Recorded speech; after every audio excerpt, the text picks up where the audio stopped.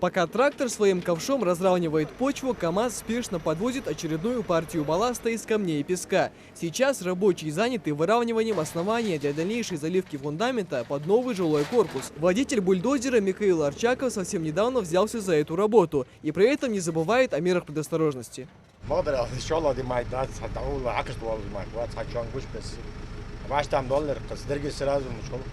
Спортивный объект возводится в рамках подпрограммы развития спортивно-инженерной инфраструктуры и рассчитан на 200 мест. Всего здесь будет 3 этажа с множеством жилых комнат, но без подвальных помещений. Вот сейчас идет котлован, выкопали, сейчас идет засыпка и укатка.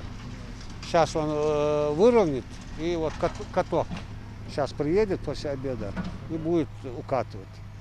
Потом уже завтра будем бетоном заливать и армировать уже под фундаментную плиту. Помимо того, что строят новый объект, на территории центра также идет реконструкция уже имеющихся корпусов. К примеру, в административном здании идет демонтаж кровли, дверей, окон, и после чего начнут отделочные работы. Кроме стен все меняется. И практически это, можно сказать, будут почти новые здания.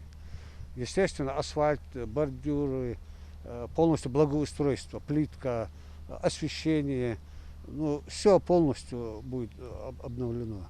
Центр является важным объектом спортивной инфраструктуры республики. Здесь созданы все условия для учебно-тренировочных сборов и подготовки к соревнованиям различного уровня спортсменов из всех регионов России.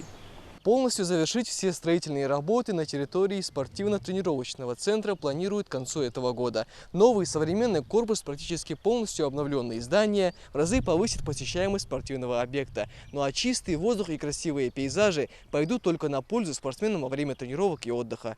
Михаил Тангиев, Магомед Аскиев, Новости 24.